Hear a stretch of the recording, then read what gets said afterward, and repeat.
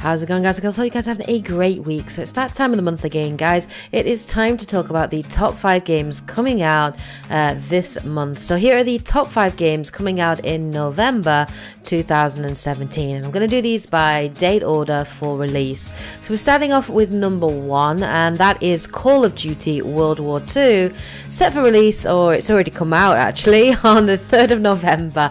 And that is available on PlayStation 4, Xbox One, and PC. It's developed by Sledgehammer Games and published, of course, by Activision.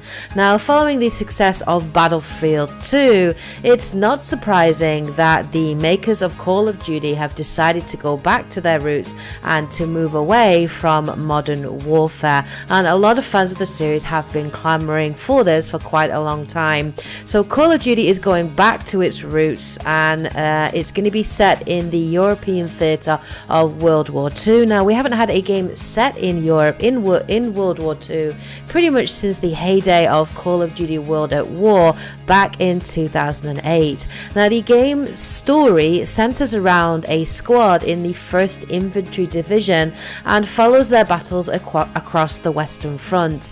The multiplayer itself will expand upon the different fronts not seen in the main campaign, and players are assigned to either the Allies or the Axis powers when playing the multiplayer.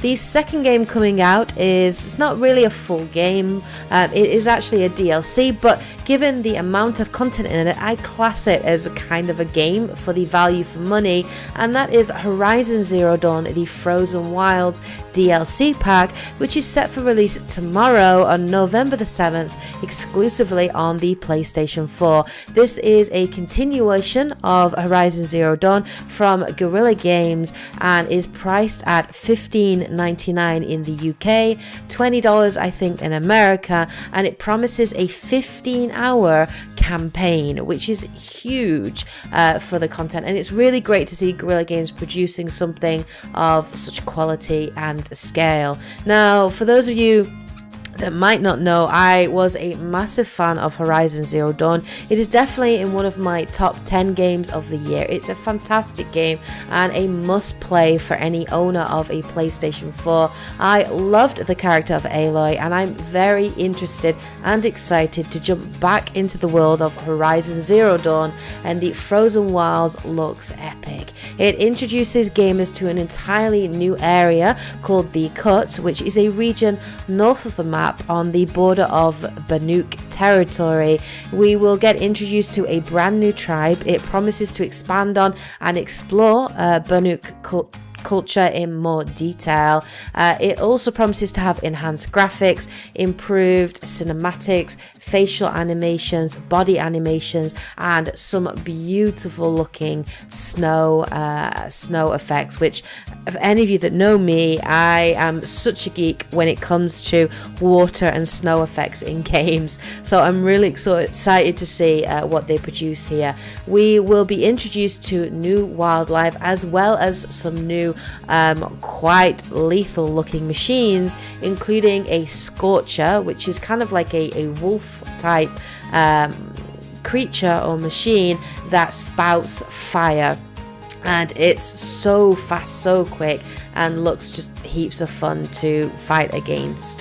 So I'm looking forward to taking on a Scorcher. We also have been shown something called a tower or towers, and these are basically towers that sprout out of the ground, these creatures, and they actually buff nearby enemies, repair machines, and can also disable your mount as well. So they are quite dangerous, and they obviously do need to be handled quite readily.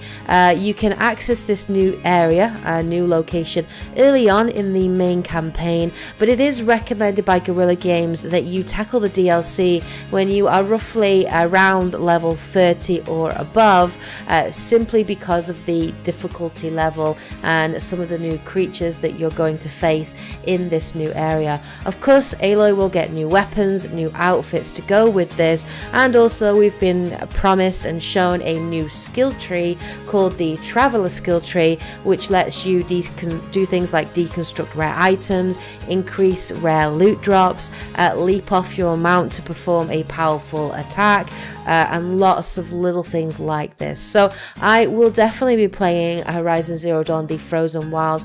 I'm even considering doing a playthrough of it for you guys, because I didn't really do a playthrough of Horizon Zero Dawn. It was such a beautiful game, and I just want to show this off to you guys and obviously show you a little bit more about it. But Horizon Zero Dawn: The Frozen Wilds DLC for me is definitely a must buy this month, and I can't wait to play it.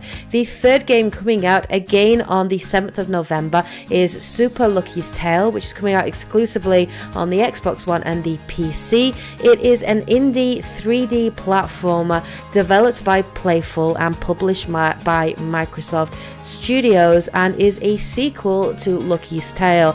Now, for me, there are not too many games coming out on the Xbox One that I am especially interested in this year. Probably the two are definitely Cuphead, which is another indie title which was a fantastic game, and this Super Lucky's Tale, which looks like sort of your traditional 3D platforming Crash Bandicoot style puzzle solver, and I'm really interested in playing it, and it's a nice change of pace from playing big RPGs, first person shooters, action adventure games, those sorts of things. So I'm definitely interested in picking it up, and I might wait for the game to be a little cheaper in price and then pick it up at some point, possibly later in the year. Now, in terms of the story, the actual website itself quotes saying that you follow Lucky, the main character, the ever optimistic, energetic and lovable hero, on his quest to find his inner strength and help his sister rescue the Book of Ages from Jinx.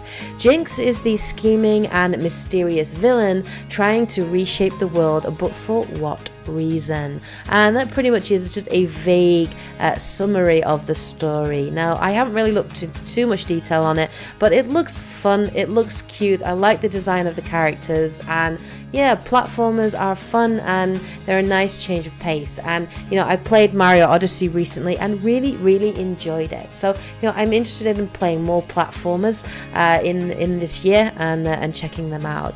The fourth game to come out is Need for Speed Payback, set for release on the 10th of November on PlayStation 4, Xbox One and PC. It is developed by Ghost Games and published by EA, and is the 23rd installment in the Need for Speed series. The game takes place in Fortune Valley and follows the three main characters, Tyler Morgan, the racer, Mac, the showman, and Jess, the wheelman, as they attempt to take down the House, a cartel who controls Fortune Valley's underworld.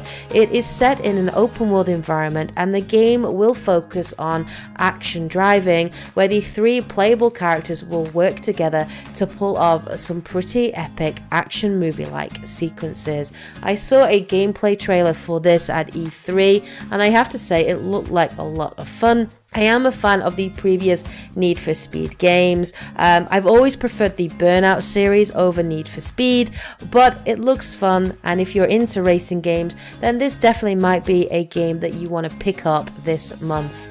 And finally, the fifth game coming out is Star Wars Battlefront 2, which is set for release on the 17th of November, and this will be available on the PS4, Xbox One and PC. Developed by DICE and published by EA, it is a sequel to Star Wars Battlefront. Now, some things that have me excited about this game is the fact that it finally has a single player campaign, which many fans were asking for in the first game, and within that you actually play as the main character, Iden Versio, who is a special forces soldier in the Galactic Empire. Now, the main story campaign will actually bridge the gap between Return of the Jedi and Force Awakens, and also promises to reveal a little bit more information about what happened during that period, but it will actually allow you to not only play as Versio, but to also play as other main characters characters,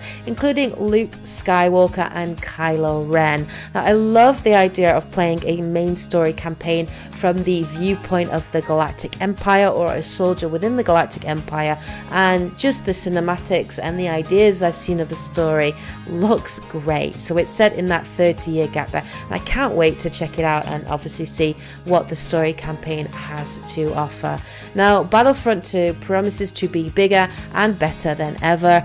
Dante and I did play the beta, and we did have heaps of fun with it, and we can see that there is a lot more content, because this was one of the biggest criticisms of the original Battlefront game when it came out. So they have promised there will be more content, including 18 new locations, 14 playable characters, and 39 playable or controllable vehicles.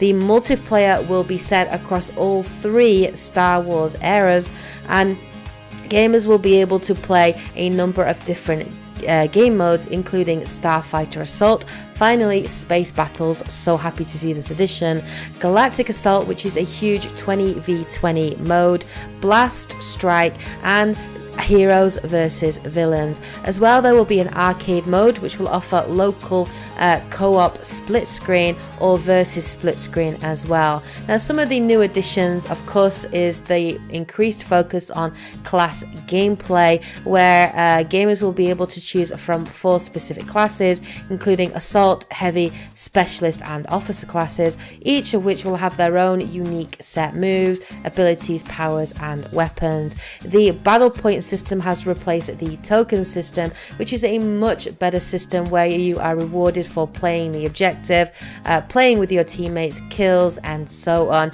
And these can be used to purchase hero characters and vehicles to be used during multiplayer matches.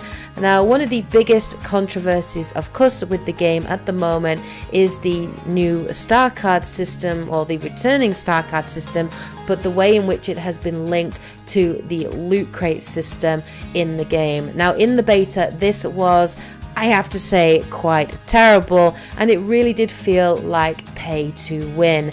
Now, DICE, and more specifically EA, have said that given the response to that in the beta, that they have tweaked this system, and that the sort of elusive elite sort of legendary cards that really will have a big impact on multiplayer games will not be available in these loot crates, but will actually be tied to completing specific challenges and leveling characters. That you will also be able to gain certain star cards and abilities and weapons by crafting and upgrading using parts that you can gain through playing the game, and of course through these loot crates as well. How much of a difference to these loot crate systems remains to be seen. Of course, I guess it swings and roundabouts, because DICE have said that there is no season pass, and that there will be a continual stream of free DLC content, which is going to be very much season based, very similar to Overwatch. And the first season will be available in December 2017, and that content will revolve around the new or latest Star Wars movie, The Last Jedi, which is set to release in December. So new content will be coming for that. Now, of course, EA are probably looking to make some extra money through microtransactions and the loot crate system. So I'm gonna say that I do want to play Star Wars Battlefront 2, but I don't want to support the system, because I am not a fan of microtransactions and loot crates in video games. I think this is a very dangerous trend that we have at the moment. So probably what I will do is wait to see what reviewers say about it, what YouTubers say about it, and how crucial this loot crate system is to the game, and if it really does have an impact, and also how good or how long that story campaign is. But Star Wars Battlefront 2 is definitely a game I'm interested in picking up at some point. Whether I get it in November remains to be seen, but there you go. Those are the 5 games coming out in November 2017. Let me know what you guys are looking forward to. If you're going to pick up any of those games coming out on my list, or if I have missed something out that you think definitely deserves to be mentioned, then please share it in the comment section below. Alright guys and girls, well I hope you guys are having a great week. Take care, and as always, happy gaming. Bye guys.